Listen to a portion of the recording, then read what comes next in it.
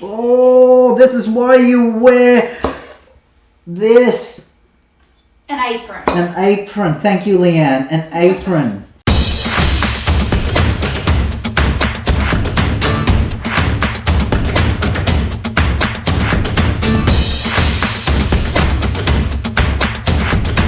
G'day, gorgeous people! Welcome back to our kitchen, and today we're going to cook you something fabulous. Oh, it's always fabulous. It's always fabulous. This is actually one of your specialties. It is. Every time Tim makes it, we literally line up out the door to get some of his. When we say we, it's just Leanne and Mum, because my partner Mark and our brothers just absolutely hates this. We are talking about kimchi!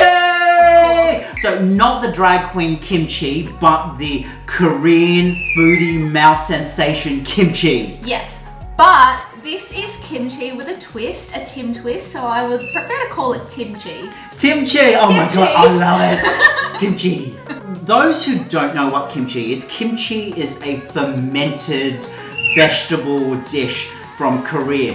That doesn't make it sound like it's that tasty, but it's really, really tasty. I know, like when people think of sexy, tasty dishes, they don't generally think of fermented foods, and like sauerkraut doesn't list as one of the sexiest dishes. This is just the Asian equivalent to it. Yeah. But let me tell you, it's delicious. You can use it in so many different ways. It's spicy, it's flavorful, And it'll just give you a pip to your walk. It'll give you a zing to your life. It is heavenly. Some other future dishes that we're going to teach you how to cook will involve kimchi. One of my all-time favorite dishes whenever I go to a Korean restaurant is kimchi jjigae. I actually cook this very often in winter when it's cold and wet and blistering windy outside, because it's warm. It's like drinking a bowl of blankets and doonas. It just makes you feel so at home. I think I just spat there. We'll also teach you how to make kimchi pancakes, kimchi fried rice, kimchi hot dogs. As Leanne said, this is going to be a Timchi because I have customized this to our palates, to our Malaysian palates. The ingredients that goes into a traditional kimchi varies from region to region, and even within those regions, house to house. I've got a really good friend who lives in Seoul, and he originally taught me how to make his family's recipe, and I've just changed it over the years for it to become a Timchi. When Leanne first arrived, she opened the door and she said, "Oh my god, is someone cooking belacan?" Because I was roasting belacan on the stove on very low heat to dry it out and then crumble it. It's so pungent though. Literally the minute you take belacan out of the pack, you can smell it around your whole house, and that smell does not go away. It doesn't, and it sticks to you. It really sticks to you. It's like Seinfeld, the everlasting BO? Old constipated poop.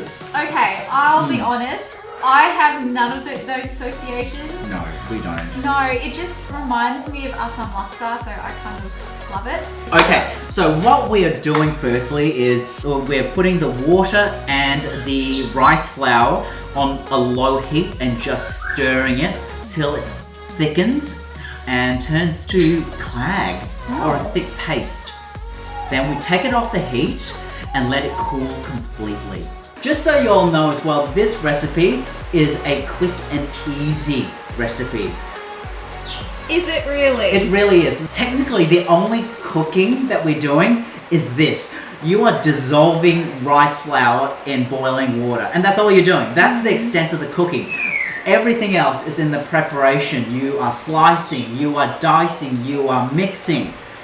And that's where the time-consuming part comes from. Everything else is just, you mix it together and then you just let it ferment. We're making it a little more Malaysian-esque by adding things like belacan into it. I'm also adding tomatoes. That's not a traditional kimchi ingredient.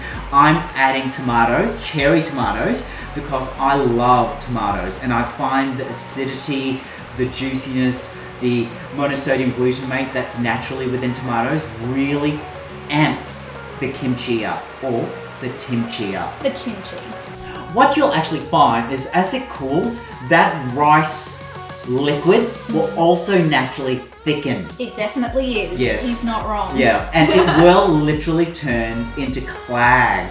Now that Leanne has made the clag mixture and allowing it to cool, I'm now going to cut the Chinese cabbage or the napa cabbage. I find the easiest way to cut a Chinese cabbage is not to cut this entire length, but what I do is cut through maybe 25% up from the base of the cabbage and just cut through like that, and then as if you're Wolverine and you're ripping someone apart, right? Watch this.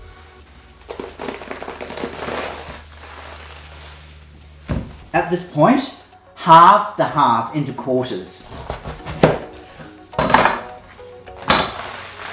Like that. There we go. I usually cut the butt bit off. It's usually quite thick. There we go. So they're roughly 1 inch thick bits that you're doing. Yes, there. exactly. Now that you've daintily cut up your Chinese cabbage, grab your salt and massage it onto every single leaf. Use your hands. If you want to, wear gloves, but I like the tactile aspect of this. Break off any clumps, any large clumps of leaves. Make sure every part gets a bit of salt, because what we're doing is that salt is going to draw out a lot of moisture. Now, leave this for 2 whole hours, and every 30 minutes, come and mix it all up again. We won't need to wait 2 hours because I prepared one earlier. I used exactly the same amount of cabbage, and it's reduced from this to this. Look at it, it's reduced significantly, and look at all that water.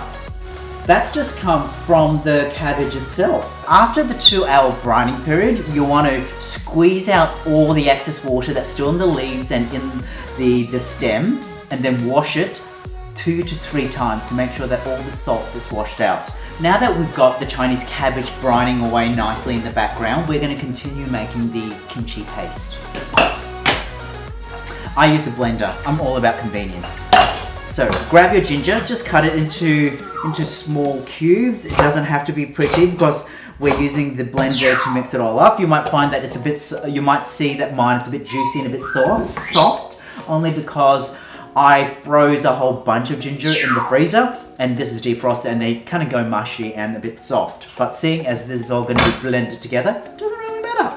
The onion.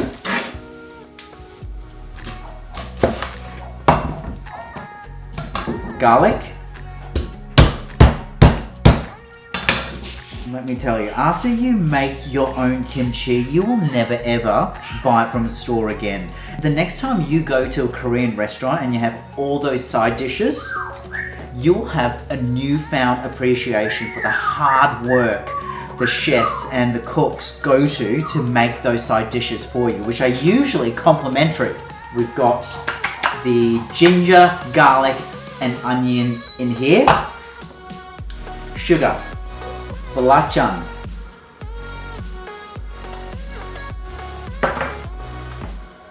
Fish sauce. Korean chili flakes. Now we're going to whiz it together. Sorry for the noise.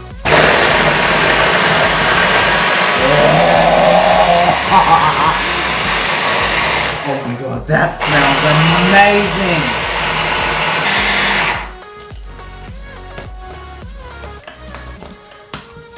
Push all the heavy sediment to the bottom. There are still a few pieces of onion that is just so stubborn!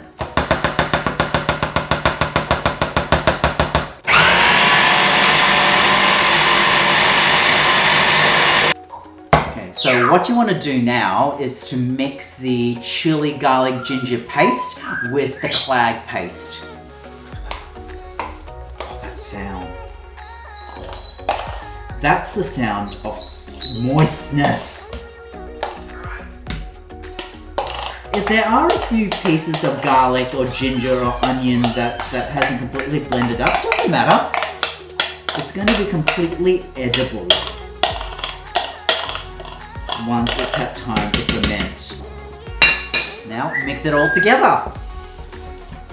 Okay, that's mixed up really well. Okay, what we're going to do now is halve the little cherry tomatoes and add them into your Chinese cabbage. Oh, this is why you wear this. An apron. An apron. Thank you, Leanne. An apron. Oh, that tomato just jizzed all over my cutting board. Okay. Right. And now do the same with the chilies. I didn't blend the fresh chilies with the chili sauce because I like having little rings of chili in my kimchi when I'm eating it. It's gonna give it a bit of texture, it's gonna give it a bit of spice hit. Spring onions or scallions or green onions, whatever you want to call it.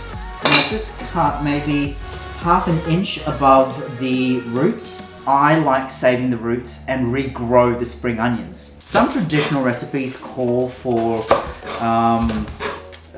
radish, Chinese radish or Asian radish. I'm not using that because I'm not a big fan of radish. And now lastly, the nashi or the Korean pear. Cut this however you want. This is going to give it added flavor and a sweetness which is very much needed. Add all your chili paste into the cabbage mixture and mix it all together. One of the advantages of using bare naked hands is you get to feel everything and you've got the dexterity to make sure all the unpasted pieces of vegetables and fruit gets to come in contact with some of that paste. This dish is a labor of love. I can smell the belacan, the Malaysian shrimp paste in this. Oh. This is what makes it unique for us, for my family. By adding touches of Malaysia, it just gives us a hint, Asian fusion. Now that my hands are washed and it looks like I've got a healthy red glow, it's like I've got mascara, I've got blush on my hands. That's because of the chili. And my hand, because of all the hand sanitizers and constant washing because of COVID-19, it is so porous at the moment. What we're doing now is the finishing touches. Just put it into its forever home. And in this case, it's just a little plastic Tupperware container. I thought its forever home is my stomach. Oh my god, this smells so good.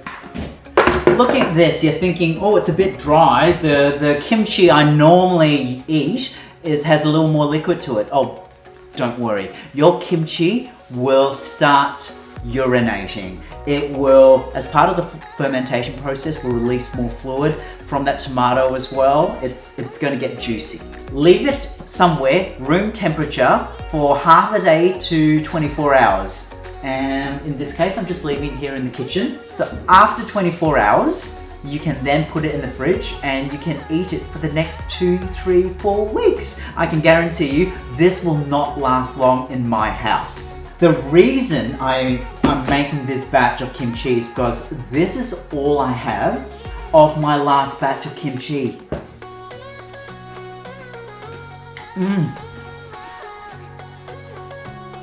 The stem still has a little bit of bite.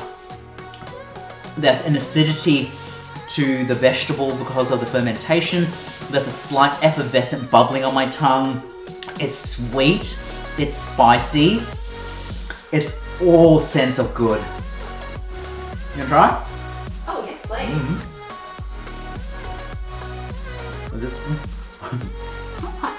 Right.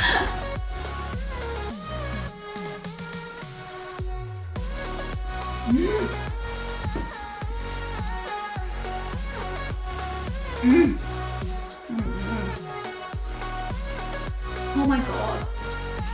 That's seriously so good.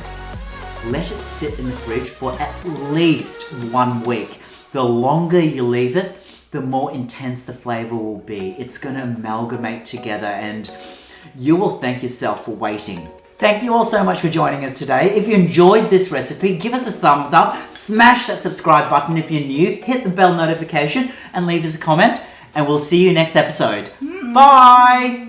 Stop eating! That's the last of mine!